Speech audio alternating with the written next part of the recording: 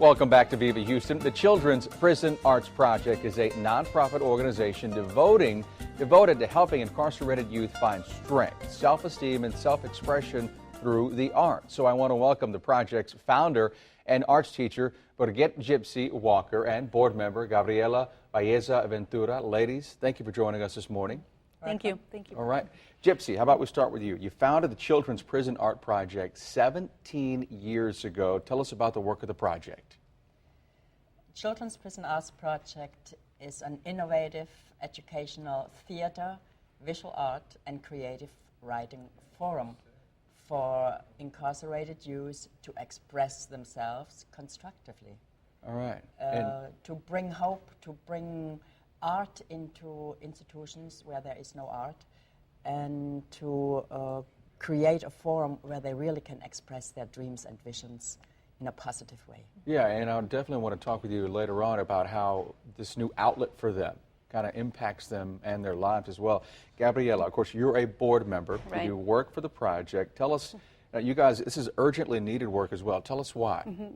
This work is extremely urgent because there's, as we know, there are many children who are incarcerated, Mm-hmm. who are in these facilities, and they don't have any tools to be able to expel some of these frustrations that they have in themselves. And so the Children's Prison Arts Project comes in and really helps them to give them the tools that they'll need to be able to express themselves in a way that is positive and not negative, as many of them have been doing for, and those are the reasons why they end up being in that system. Well, I know, and I know a lot of the guys and girls you guys are dealing with, it range from anywhere from 13 Mm-hmm. to 17 years old. They probably never thought of theater, creative writing, or art as an outlet before. I want to share with some of our viewers some of the publishings that come on here, which camera we're going to go to right here. Here's a couple of the books, and I kind of want to read one excerpt for you as well. Again, we're going to talk about how these kids had very little time to learn how to write poetry and or learn art, but we have one, and this is Poems by Girls in Detention, Houston, Texas. I want to read this one quick poem titled Positive. My name is unknown. People ignore me as if I was weird. I wish they can stop the looks. Please let me be free. Can I feel good? Can I be free? Of course I can. I need to believe. Yes, yes, I can be positive. Marlene H., age 15. I want to ask you about, they have very little time. When we think about a youth incarcerated, 13 to 17 years old, the situation that probably got them there, they probably didn't focus on education a lot. Right. There were probably family issues as well.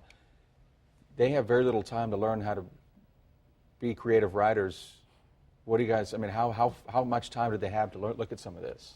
As an artist myself, I believe that everybody is an artist. We just have to open the doors for them, for those who think they are not artistically inclined to be.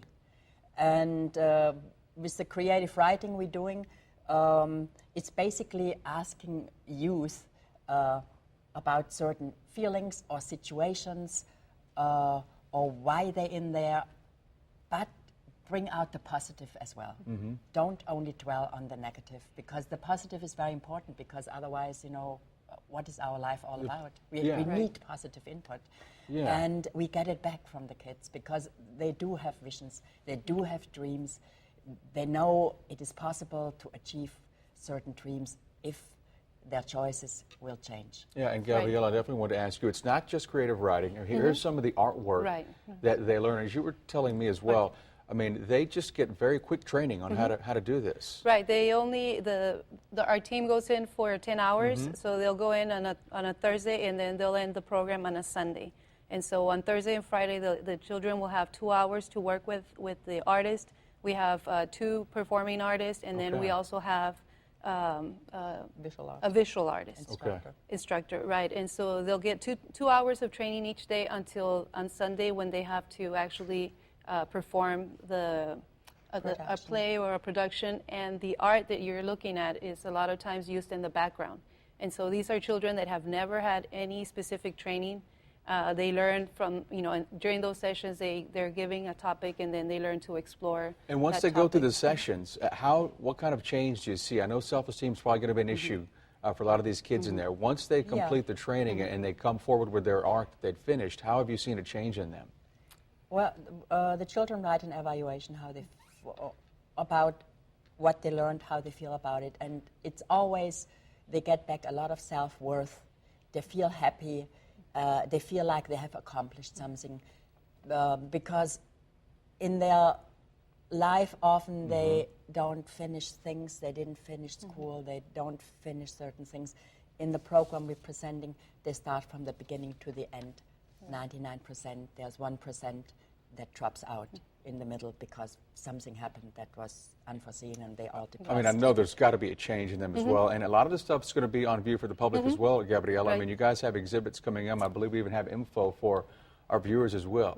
Right. We exhibit throughout the entire city of Houston. We exhibit, for example, at Talento Bilingüe de Houston, but at the we have some exhibits coming up at restaurants and at coffee shops and, of course, some bars as well. Yeah. And Greater Houston Convention Visitors Bureau, there's a big exhibit right now.